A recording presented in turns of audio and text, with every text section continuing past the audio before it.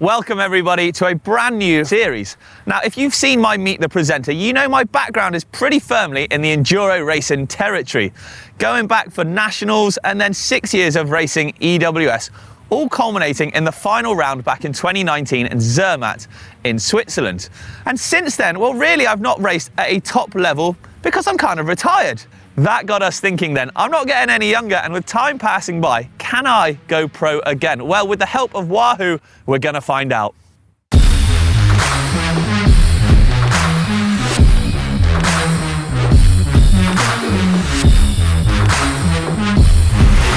on 93 RPMs!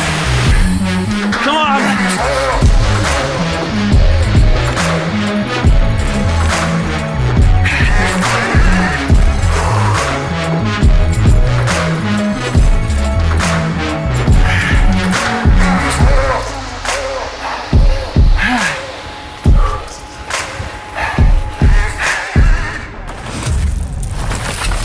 To do this then, Wahoo have supplied me with all the training aids that I'll need to get me back to the sharp end. Everything from turbo trainers to timepieces, all in a bid to eke out performance and those precious seconds needed to get back into the top 100 at such a high level. But all that number and data crunching and even the planning side of it is no good unless you've got a good software base to keep it on as such. So that's where I'll be using Wahoo's new system to keep things nice and orderly and to keep track of my performance along the way.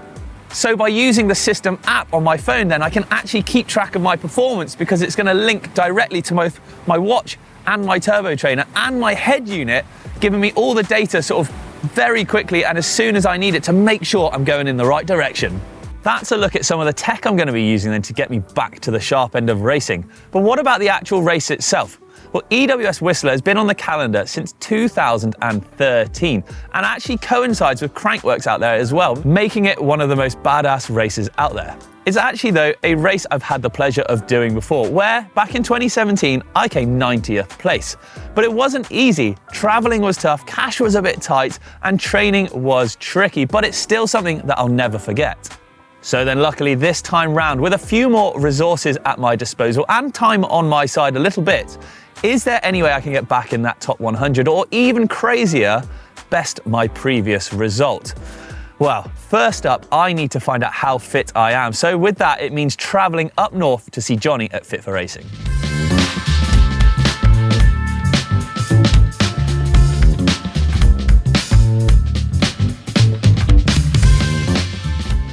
To get me back into shape then and fighting fit for the challenge ahead, I've headed up north actually to Fit for Racing, where I shall be meeting Jonny Thompson, who is the head coach here, who, well, let's face it, he's a trainer to some of the best downhill and enduro racers in the world. And well, we're going to do some assessments and he's going to set me a plan. So let's head on in and meet the man himself. Whew. Jonny, mate, how are you doing? Hey, nice to meet you finally. Yeah, and yourself, how are you doing? Good. It was great to finally meet Jonny after firing emails back and forth to put a face to the name, but not one to hang around. He got me in the gym straight away where he was going to begin with testing my mobility. Okay, dude, right, we are ready. I'm in my gym attire. Yes, fit. For racing. Let's, what should we kick off with first then? Warm your joints up a little bit so I can take a good look at your mobility. What we want to do is make sure that you're safe in the movements that we might prescribe. So it's not going to be like a super testing every angle. We want to look at like a functional mobility test. Nice. But first we'll get you warm, literally just lunge up and down, a walking lunge to one side of the gym, back again. Yeah, you can't really get this wrong, Rich. No!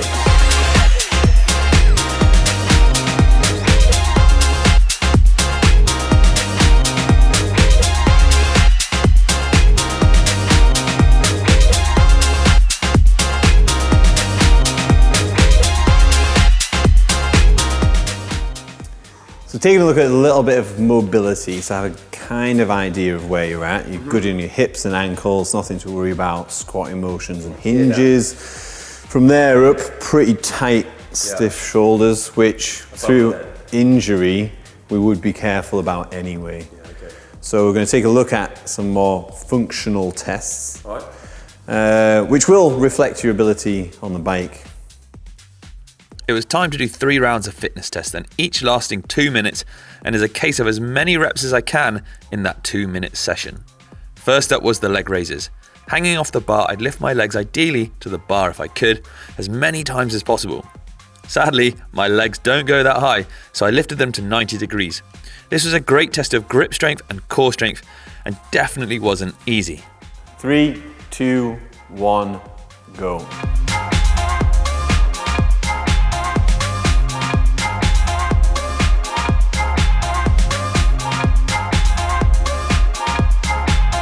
Go on, 20 seconds.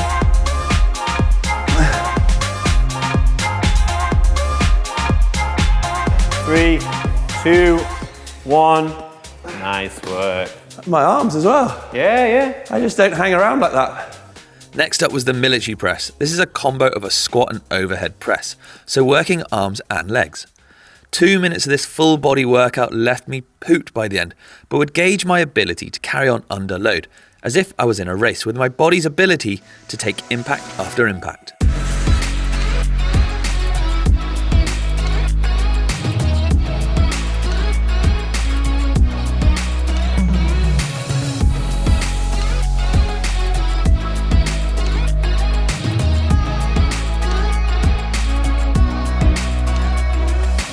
Lastly, burpees, an all-over workout, but this time engaging the cardiovascular system as well as using my own body weight as the resistance.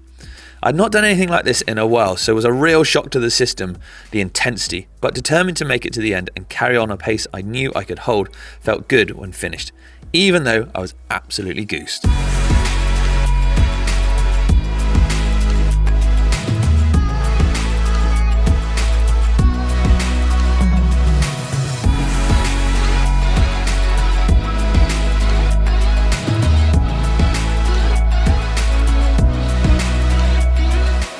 Well, stick a fork in me, I was done. That was a tough 6 minutes of my life. But now it was time to rest and wait for Adam and Elliot to arrive so the real circuit could start and see how I'd compare. So the workout today is every 5 minutes, you're going to do 10 calories on the assault bike. Pretty hard to get the heart rate up fast. Then we're going to come off and do 15 kettlebell swings, eye level swings. And then 10 burpee box jump overs, but we're doing a lateral box jump, so that was one. Yeah. That was 1. And then to finish, back on the assault bike for a final 10 calories. Oh, so it's 10, 15, 10. 10 calories, 15 doofers, Yeah. hoppity box for 10. And then 10 calorie back on finisher. Bangers. And however long it takes you within that 5 minutes, so if you go faster, you get more rest. This is to encourage intensity with a capacity-based movement, a weight-based movement, and a dynamic movement. A full test of your functional fitness. Ready to go? 3, 2, 1, go! Fast!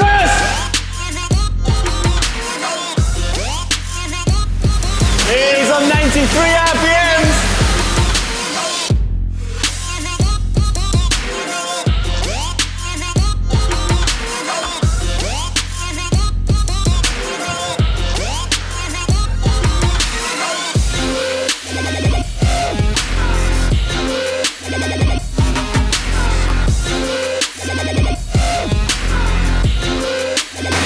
Get on, finish fast.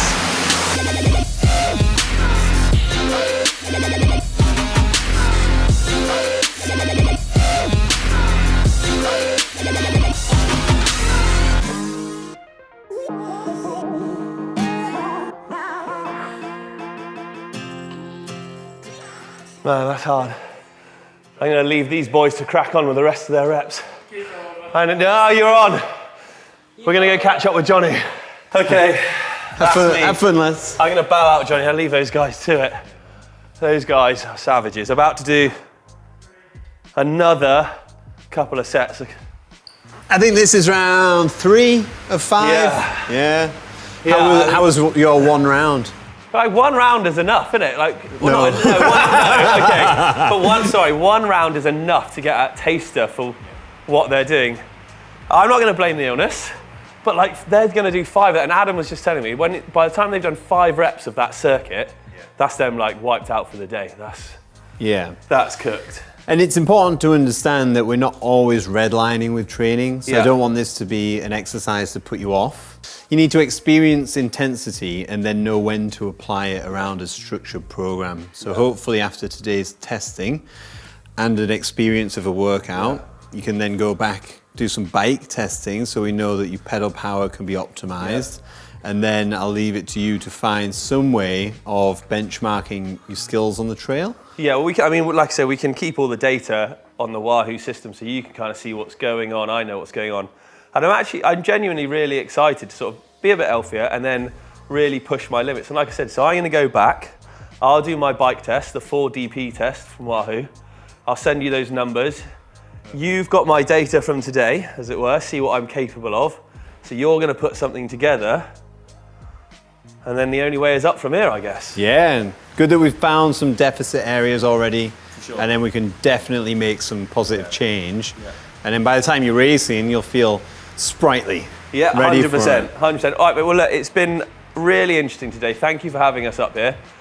It's been tiring. I'm not looking forward to that drive home, but it's been great to sort of finally meet in person, see the facility, and do some training as well. So the only way is up from here, and we'll check back in a few weeks. I'm excited. All right, I'll mate. see you again soon. Thanks, mate. Cool. Okay, I've come up to Bath because it's time to do my Wahoo 4DP fitness test, but unfortunately I'm redecorating at home and the house is an absolute state, so I can't do it there. Basically, I've brought all my kit up to work and I'm gonna do it in the dirt shed. So Jonny, here we go, we're off to work. We'll get you some numbers and then you can finish me off with this training plan. I'm not looking forward to it, I'm apprehensive. For the 4-dimensional power, or 4DP test as Wahoo call it, it was off to the dirt shed where I'll set up camp.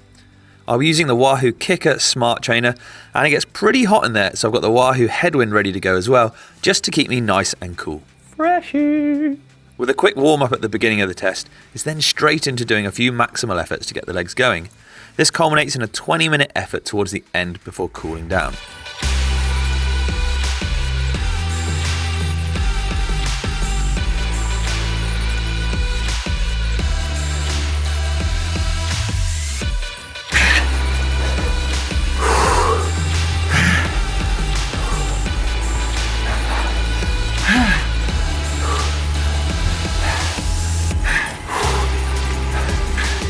Come on!